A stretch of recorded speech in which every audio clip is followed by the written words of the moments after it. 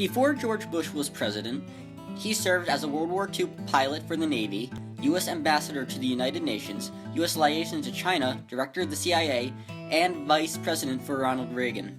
He won the 1988 election over the Democratic nominee Michael Dukakis. He campaigned on keeping the policies of Reagan. His approach to maneuvering domestic America revolved around moderacy, involving many compromises between the Republican and Democratic parties.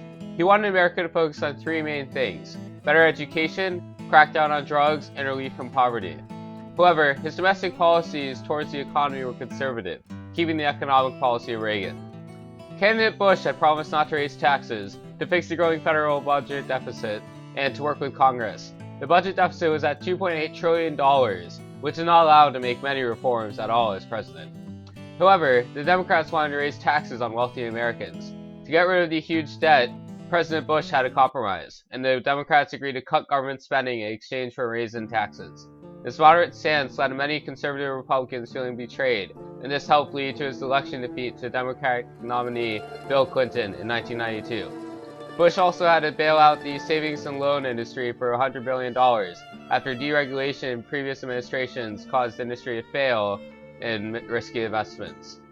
From his moderate political stance, he lost favor with radical Democrats and Republicans. Despite this, he passed a few acts. He signed the American Disabilities Act in 1990 with bipartisan support. The bill made it illegal for employers to discriminate against the disabled and guaranteed the disabled equal access to places of business, public venues, and transportation. The other major acts were the Clean Air Act amendments of 1990.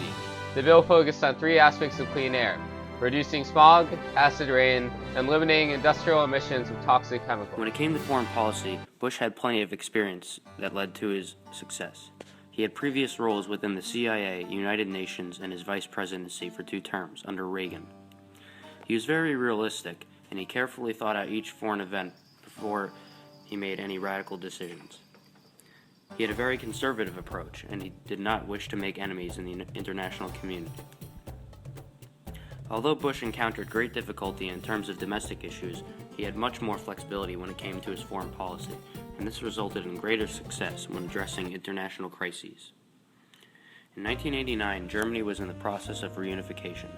Bush addressed the improving of relations with the Soviet Union in his inaugural address. He was also able to keep relations between the two countries stable. When Germany reunified and the Berlin Wall fell, he gave an unemotional response, as not to gloat in front of the Soviet Union and make them angry. Later that year, Bush and Mikhail Gorbachev met to discuss the reductions of arms, as well as a general improvement of relations between the two countries.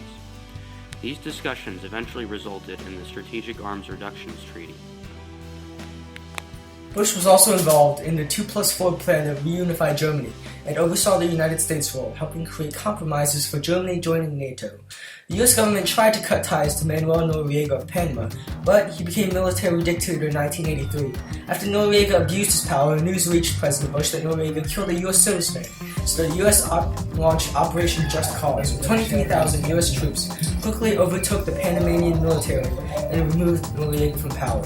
Although it violated international law, the operation was viewed as a success. Bush then used that success to justify American leadership in the Persian Gulf War. In 1990, Saddam Hussein, the dictator of Iraq, invaded the neighboring oil-rich country of Kuwait in violation of international law. Bush was worried about the prospect of Iraq controlling a large portion of the oil market. After Iraqi troops started to mass on the Saudi Arabian border, Bush announced the deployment of U.S. troops to Saudi Arabia. After the diplomatic efforts and sanctions failed, Bush started Operation Desert Storm. The U.S.-led campaign started in 1991 with air attacks, with the ground invasion starting in February of that year. Coalition troops reached Kuwait City on February 27th, and a ceasefire was declared the next day. The war lasted less than 2 months, and only 148 American troops were killed. In 1989, China cracked down on pro-democracy protests in Tiananmen Square. Many American citizens in Congress wanted immediate retribution, but Bush believed in enduring economic relations, so he imposed very weak sanctions. Later, he sent advisors to repair the relationships which trade would continue. Due to the Democratic Party's control of Congress, the budget deficit, and very little money to fund domestic programs, Bush did not make the changes he wanted to in office. Other than the Americans with Disabilities and the Clean Air Acts, he got little done. Globally, he helped stabilize the world after the collapse of the Soviet Union and showed he had the power to act unilaterally with Panama and with a broad, diverse coalition with Iraq. And with the election of his son, George W. Bush, they became the second father-son duo in history to both been president.